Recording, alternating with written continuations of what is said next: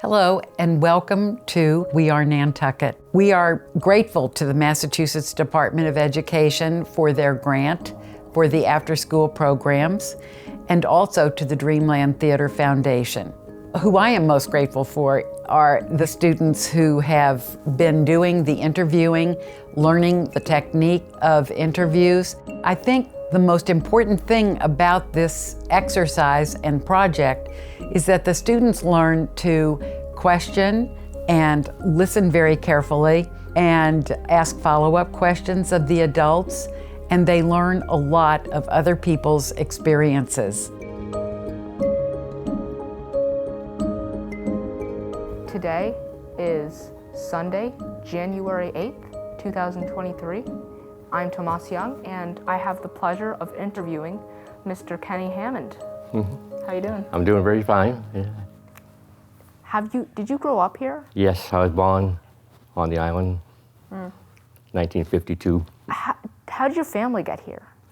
Well, mainly, my father was born in Worcester, my mother was born on the island.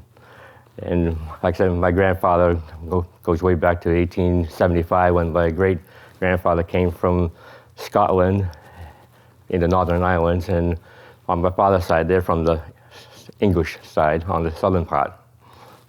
Do you have any family? Do you have any grandchildren or children? I never got married. Part of it was because my father and mother had rheumatoid arthritis, so I just mainly stayed behind and did a lot of the work. They both had arthritis very badly in the later years. Yeah, do you have any siblings? I have my sister and I have two sisters. I live with my sister Bonnie Sylvia, who worked for Carney and Coleman for 18 years, and my other sister, Kathy Gendron. She lives up in Kittery, Maine, and we just celebrated her 60th wedding anniversary out in California. How did you find golfing? How that was my neighbor, Bill Kenyon, used to hit golf balls across the street on Darringmore Road when there was no houses out there. 1962, I went out to Tuppensee's golf course and just asked permission to learn how to hit the ball. He gave me everything about it, like how the stance, grip, stance, aim, posture. And my father told me just to use one club, and it was a hickory stick old golf club. For about 8 years, I was allowed to practice on what was left of the golf course. My father was a caddy at the old golf course on Cliff Road. And of course, the course closed, like I say, way back in the early 50s, and they kept it open for about 1958 for 9 holes. Then they closed. Oh yeah, my dad brings me golfing sometimes. So is there any golfing tips you want to tell? Well, like I say, you got to learn, take the grip, which is, I've always said this, I like to take it in the water, put the left hand on with it in the fingers, and then have the thumb down the right side of the club, then curl it into the other, in the fingers of the right hand, and just then have this so that the V points between your chin and your right shoulder. Well, I understand that you love the Maya Comet Golf Club. Is there any how'd you find that golf club? That opened 1963, and then 1967 I joined for a summer membership for about $60. That's all it was for each summer. And in 1970 I joined full time. I joined the Sankaty Head Golf Club in 1976 for $300, but there was no initiation fee for a kid under 30 at the time, and when I turned 30, it was a $500 initiation fee. Now I don't want to tell you what it is. Is there any interesting prizes that you won? I guess I've won this David Gray. Can I pick it up? Yeah. It's the David Gray Memorial. I won it, twice since I've been a member out there, and I have 5 club championships at Sankaty. And like I say, out to my comment, I have 9 club championships, so that's 14.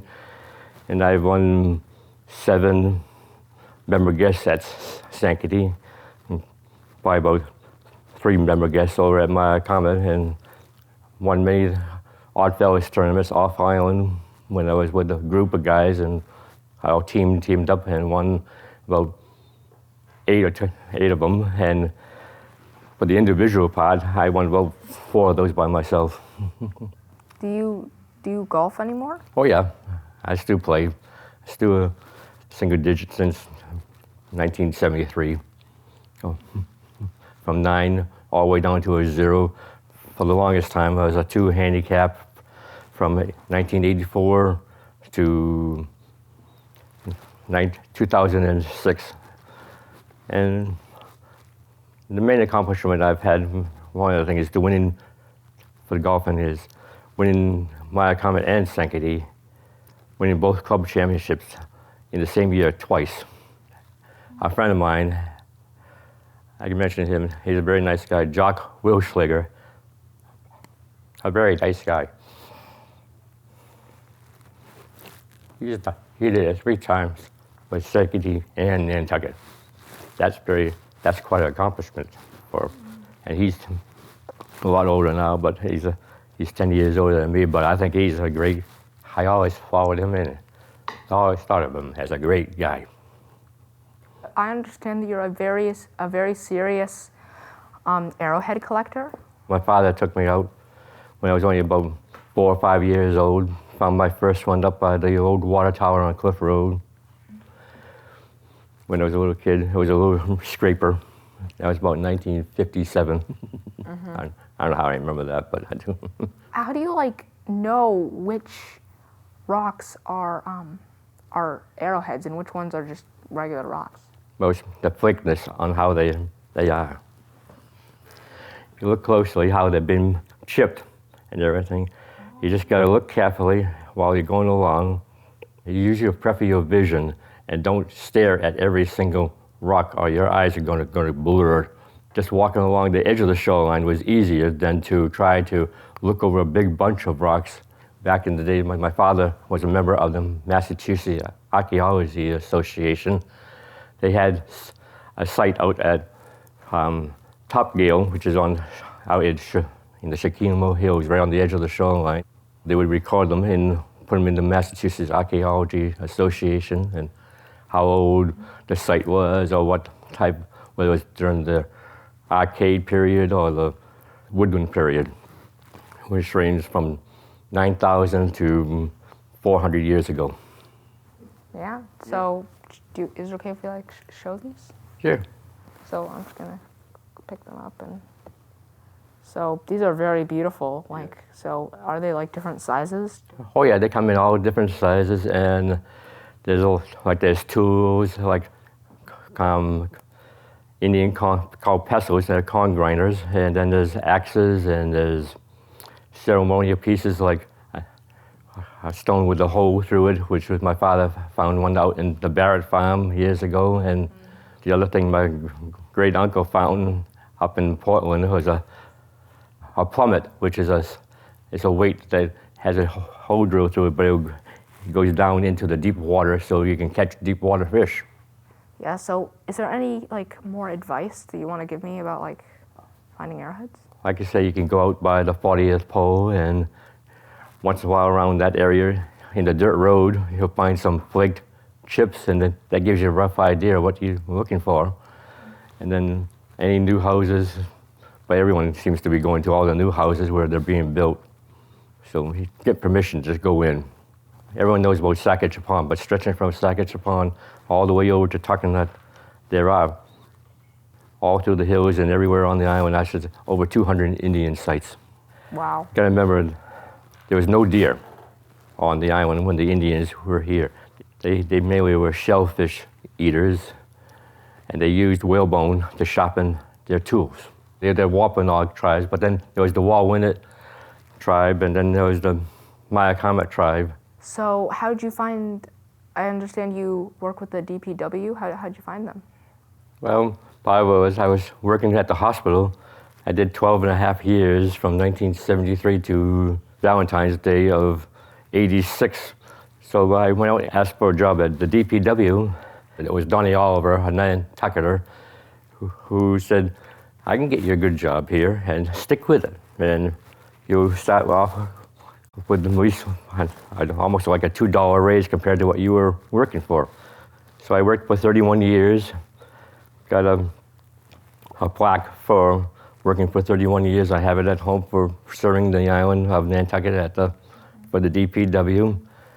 And also, like I say, sometimes even on the DPW, I was finding arrowheads while I was working.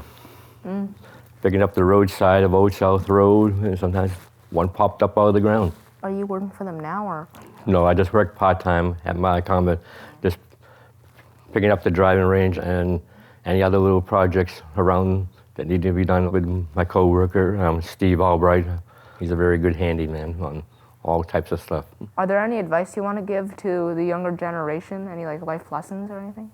It's a good idea to learn how to fix your own cars, but if you want to go to a higher level, go ahead and continue your life into going to colleges, and also going to organizations like Oddfellows and Masons and other to help get scholarships to help out, and also help out your neighbors and everything, and be a very good neighbor, and get into organizations like churches and Masons and other things, and learn a lot. And don't be afraid to go up to other ones who've been through this, to all your older people, and learn. When I was a kid, I was always going around talking to older people. You just gotta think of the future. Don't dwell too much on the past, but you can learn a lot from the history of what's the past, and figure out how the people lived way back, how your grandmothers and how they lived in it, and because it was a lot different back in those days. They didn't have all the stuff that we had. And don't be afraid to ask other ones who have done it before. Yeah. Like, for example, I'm asking you stuff. Yeah. Like what we're doing for now. Like, you can look at the thing that just happened this past week with that football player. Oh, right. I have never seen so many people come together.